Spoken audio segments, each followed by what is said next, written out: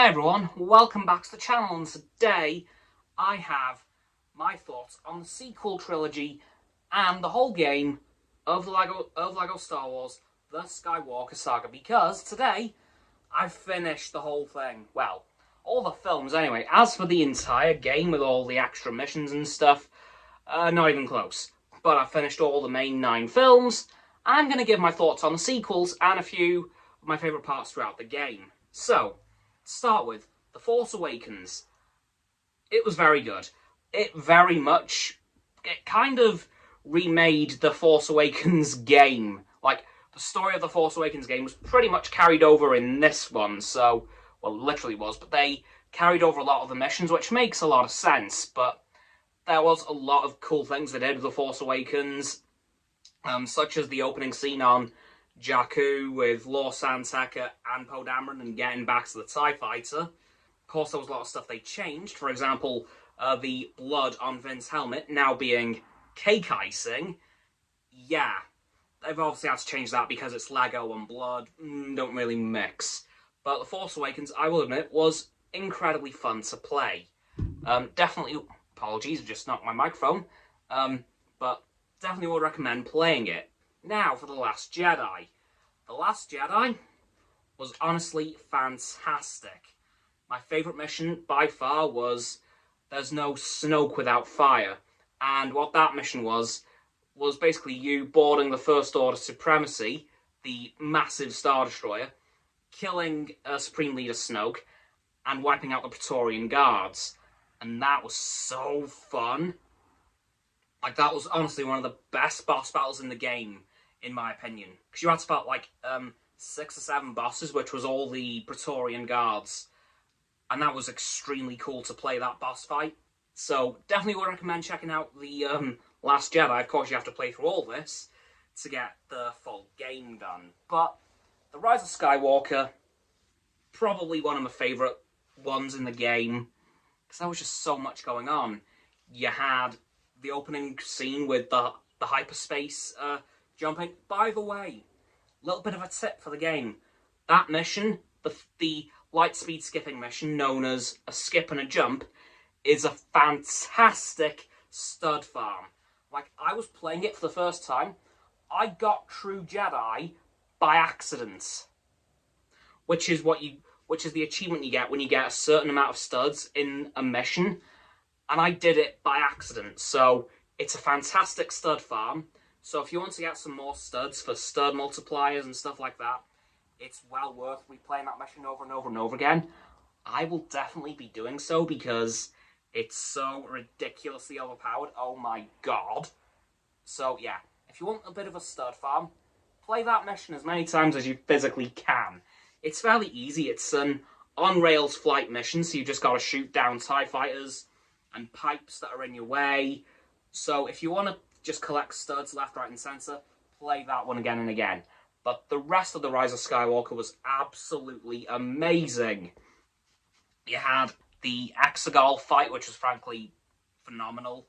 I'm sad you didn't get to play the massive space battle that could have been. Like, when the entire galaxy shows up, I'm really sad you couldn't actually play that, but that would have been very hard to program in. So I don't blame them for not doing that, but it was cool to see it. And you saw all the ships that appeared throughout the game as well, which I thought was a really nice touch. Such as the Republic Cruiser from the first mission in The Phantom Menace, the Ghost, which is making me think there could be some more DLCs on the way. Specifically Rebels, as the Ghost's in the game. However, is there any sign of the Ghost crew? No. So I'm going to guess that on May the 4th, which is when the last batch of the current DLC is going to drop, I think we're going to get an announcement of a couple more. I'm thinking Clone Wars and Rebels, as I mentioned in my stream yesterday. So even have the Bad Batch, for God's sake. Yeah.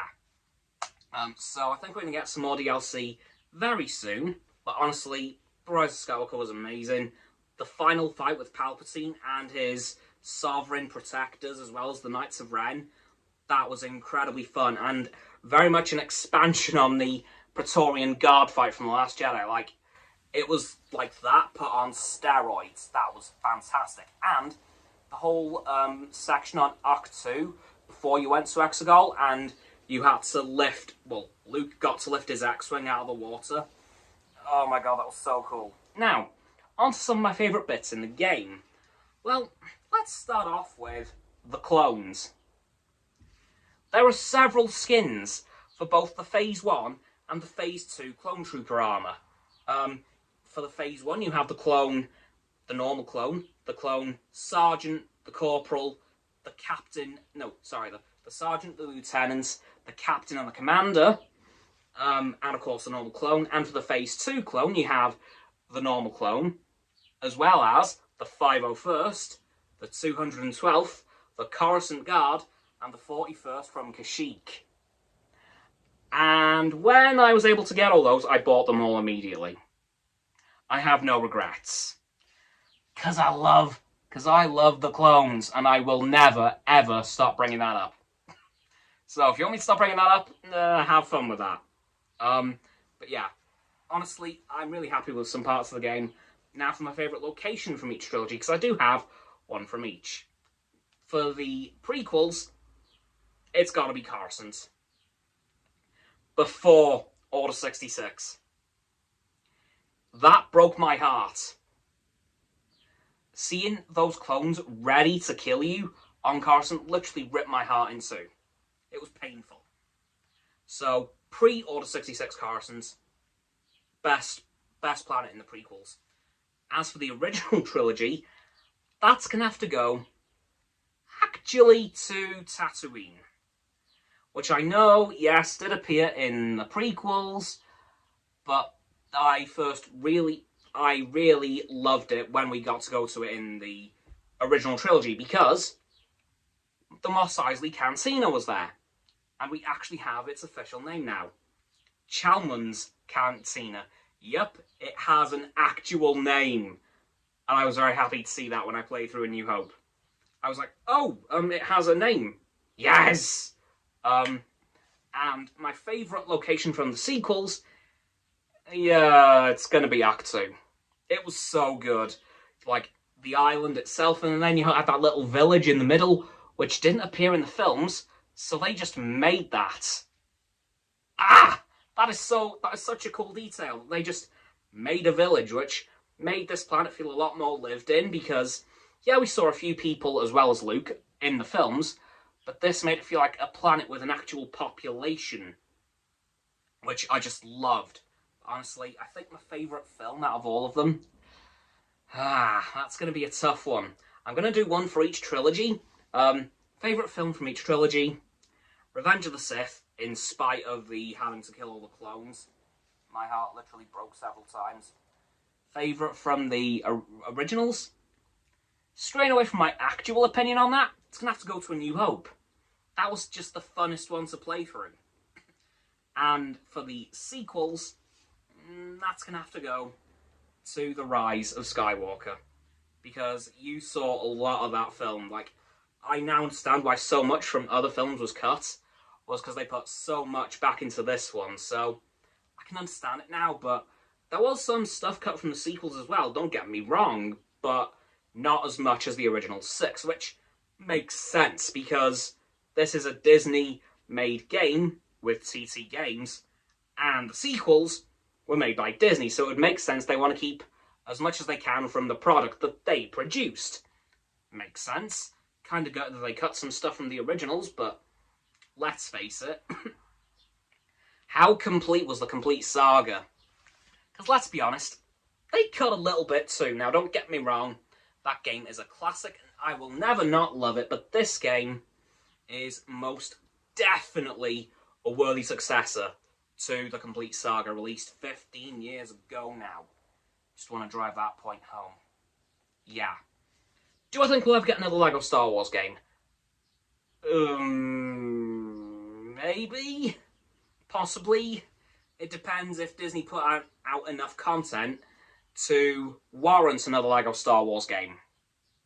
So I guess we'll have to just wait and see.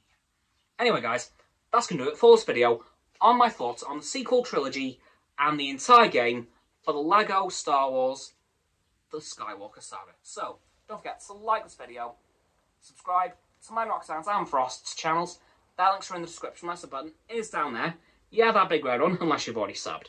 Then it's great. Thanks for that, by the way. And once you've done that, don't forget to click all three bell icons to get all three sets of our notifications. Comment as well, because why not? And let me know what you thought of this game if you've played it, and what your favourite aspects of the game were, and what were your favourite missions, planets, films to play through.